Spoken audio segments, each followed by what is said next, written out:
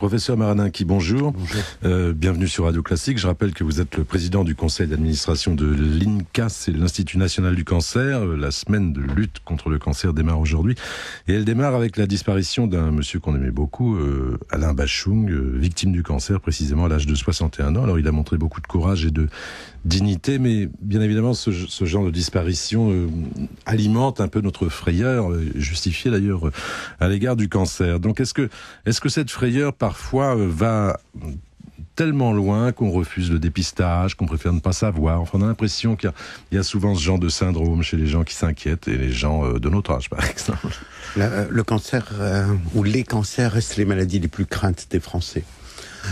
Et probablement à juste titre, parce que les cancers sont devenus la première cause de mortalité et le départ d'Alain Bachung nous le rappelle. En fait, il faudrait qu'on arrive à changer notre regard sur cette maladie ou sur ces maladies. Il n'y a pas un cancer, mais il y a des cancers. Celui qui a emporté Alain Bachung est un des plus redoutables. Les cancers du poumon sont tueurs dans 85% des cas et on a peu de moyens de les traiter assez tôt, ce qui n'est pas le cas pour d'autres cancers, bien que dans cette maladie, on sait qu'il y a des moyens pour agir qui sont la prévention et qui sont aussi de la recherche pour essayer de mieux les traiter. Donc on ne se décourage pas? Non, il faut regarder les choses en face. Il y a 800 personnes qui rencontrent des cancers chaque jour et je voudrais insister sur le fait que ce sont des personnes qui ont des maladies chacune individuelles, parmi lesquelles beaucoup sont curables. On peut guérir de cancer. Pour ce faire, il faut essayer de le diagnostiquer tôt et de rentrer dans un programme de traitement qui est parfois pénible, mais qui est adapté à la personne et à son cancer. Et donc, vous savez, on a fait une campagne sur les héros ordinaires. Ils sont 2 millions. Ils seront 3 millions dans 5 ans. Ce sont des gens qui sont à côté de chez nous et qui ont vaincu cette maladie et ces maladies. Donc changeons notre regard. Alors, on apprend que l'exercice physique, déjà en amont d'une maladie, c'est important, mais que, y compris pendant le traitement et après, ça joue un rôle. Il y a des mesures simples, comme maîtriser son poids, comme faire de l'exercice physique, comme avoir un équilibre nutritionnel meilleur. Alors pourquoi maintenant? C'est parce que maintenant on le sait mieux, on l'a prouvé, et quand on l'a prouvé, il faut le faire. Ça suppose des changements, une éducation de l'ensemble de la population, du corps médical qui le découvre aussi progressivement, car nous sommes tous concernés.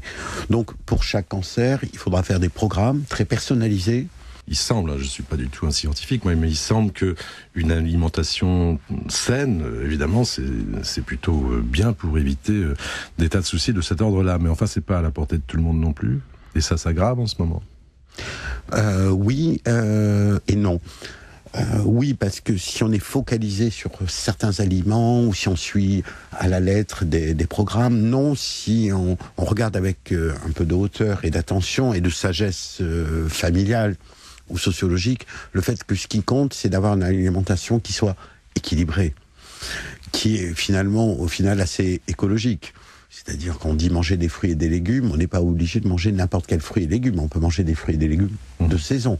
Donc on est aussi dans des démarches écologiques. Quand on dit manger un peu moins de viande rouge, c'est un peu moins. Quand on dit soyez économe d'alimentation salée, voilà, c'est économe d'alimentation salée. Donc c'est faisable, il faut simplement qu'on l'intègre. Et c'est celles qui le font le mieux, ce sont finalement les femmes qui ont une meilleure conscience et qui ont ce rôle aussi de nourrir leur famille ou leur environnement.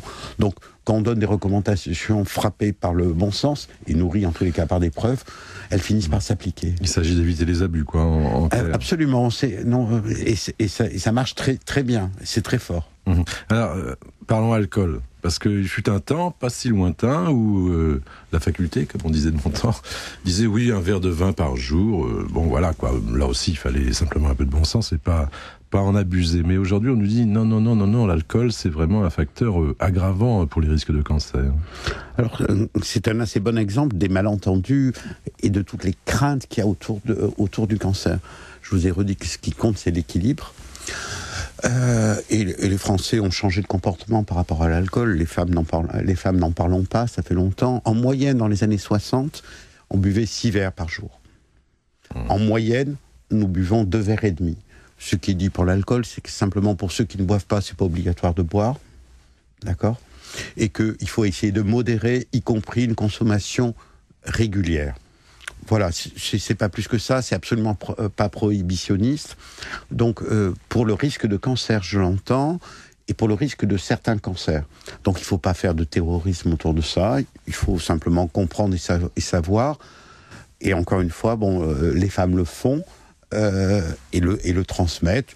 On doit pouvoir modérer notre consommation d'alcool, y compris régulière. Est-ce qu'on est bien placé dans la lutte contre le cancer, ou est-ce que comparé à d'autres pays, on a encore beaucoup plus d'efforts? C'est une excellente question. D'abord, nous sommes très bons à très bons en termes de traitement des cancers. C'est-à-dire que lorsqu'on a malheureusement un cancer, notre espérance de vie est une des meilleures au monde, grâce à un système de soins qui est d'une part accessible, pourvu que ça dure, il faudra y veiller, et d'autre part aussi grâce à la qualité de la médecine française. Donc nous sommes très bons en traitement. Là où nous sommes un peu en retard, et il faut le combler maintenant assez vite, c'est dans la compréhension et l'attitude de prévention.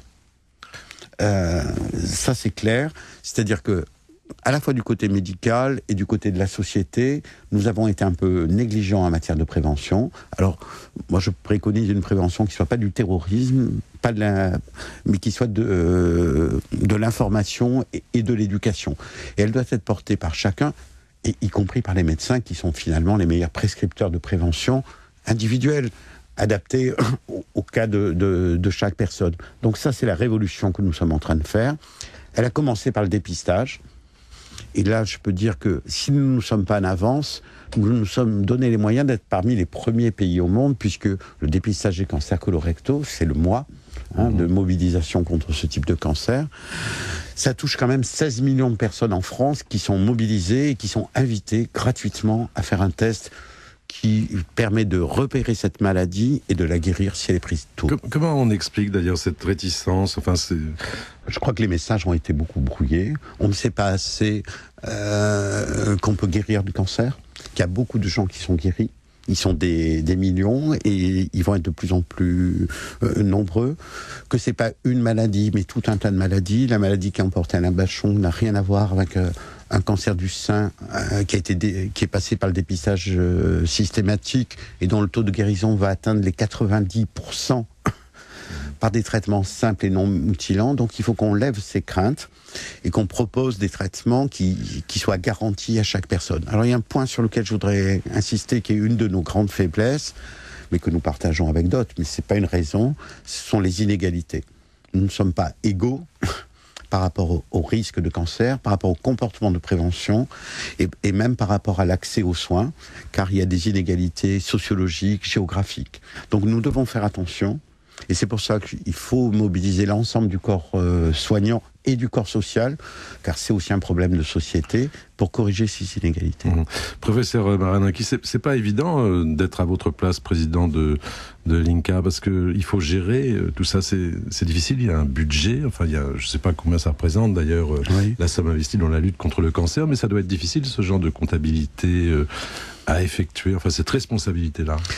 La responsabilité, c'est d'atteindre des objectifs, c'est d'essayer de diminuer le nombre de morts par cancer, que les personnes qui traversent cette maladie aient un parcours qui soit le plus fructueux en termes de guérison et le moins pénible. C'est le rôle d'une agence d'État. Donc c'est nouveau que l'État se soit engagé, et ça c'est bien, parce que c'est un problème de société. Nous agissons en tant qu'agence, c'est-à-dire nous n'avons pas des corps constitués, et nous touchons aussi bien la prévention, le dépistage, que la qualité des soins et que l'effort de recherche. Nous mobilisons 100 millions d'euros de crédit d'État, mais dont bien sûr l'influence est beaucoup plus large en termes de volume budgétaire par l'argent que met l'assurance maladie pour essayer de mieux prévenir, de mieux dépister, de mieux traiter les cancers. Le message de cette semaine, en un mot, ce serait quoi ? Le message, c'est changeons notre regard. Contre les cancers, il y a des moyens d'agir. Donc quand on sait ce qu'on peut faire, il faut le faire tout de suite. Soyons solidaires changeons notre regard vers le futur. N'oublions pas que le cancer, c'est aussi la vie. Il faut penser à la vie pendant le cancer et la vie après le cancer. Il est strictement inadmissible que des personnes soient rejetées de la société parce qu'elles ont rencontré cette maladie dont elles vont guérir. Et grâce à nos efforts conjugués, il va y avoir de plus en plus de personnes qui seront guéries. Il y en aura dans cet immeuble, il y en aura dans nos bureaux. Et donc que les cancers deviennent des maladies, entre guillemets, un peu comme les autres, qu'on peut surmonter et vaincre. Avec Radio Classique.